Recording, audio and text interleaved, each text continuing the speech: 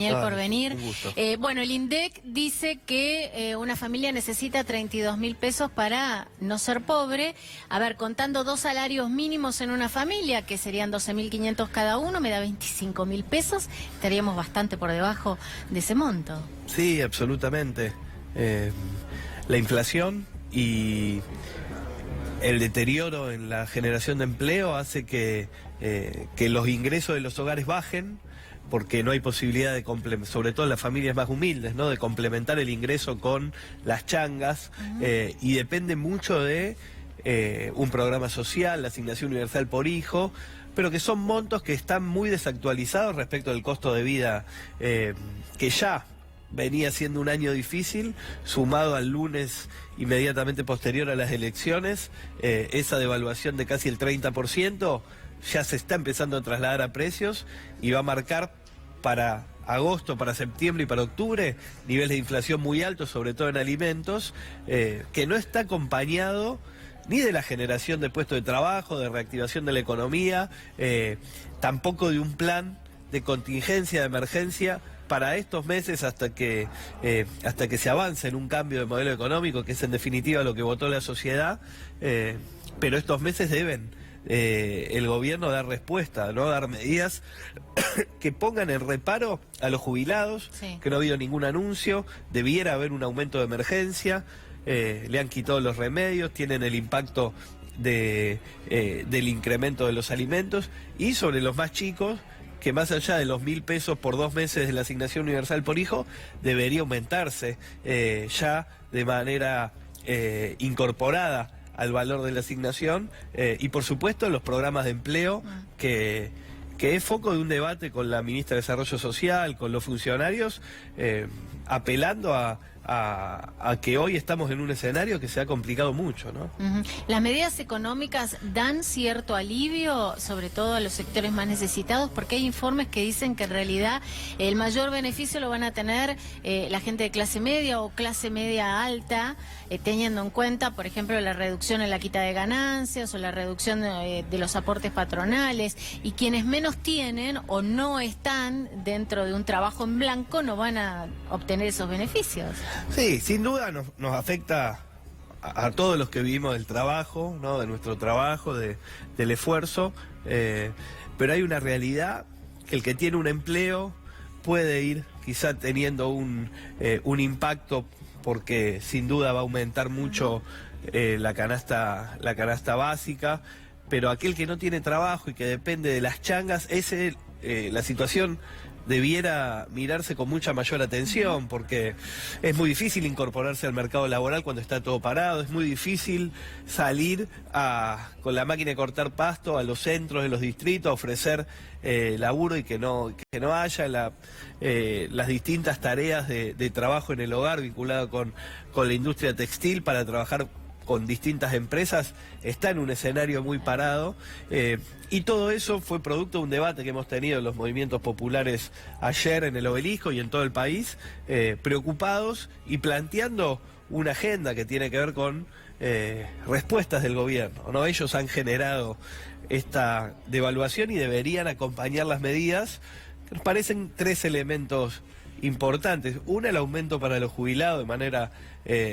adelantada y extraordinaria por la crisis que se vive, el aumento en la asignación universal por hijo, declarar la emergencia alimentaria como una situación que permita resignar partidas. Hoy el gobierno tiene partidas a distintas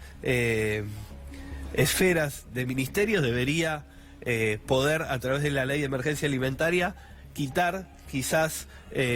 partidas que están asignadas a distintas tareas y subsumirlas debajo de la prioridad, que debe ser que ningún chico pase hambre, destinar a los comedores escolares y a los comedores comunitarios una garantía de que se asista a los chicos que concurren allí, y por supuesto la extensión de los programas de empleo y su aumento, producto de lo que hemos vivido, que es una brutal devaluación trasladada a precios, ¿no? ¿Hay canales de diálogo abiertos con el gobierno? La verdad que muy pocos, y no con la gravedad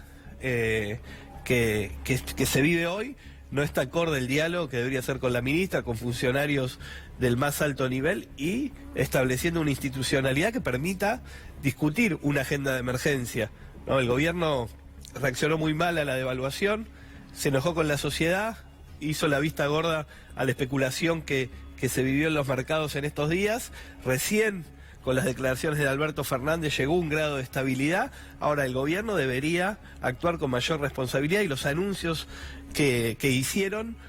no devuelven el plato de comida que los mercados, la devaluación en complicidad con el gobierno, le ha quitado a millones de familias. Entonces hay que poner la discusión en cómo, en estos meses y con qué medidas se garantiza que el plato de comida que hoy,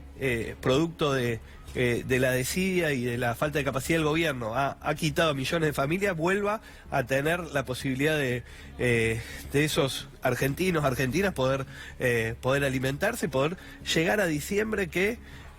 sin duda va a implicar un cambio del rumbo económico, que va a tener muchas dificultades, que va a tener que llevar un tiempo para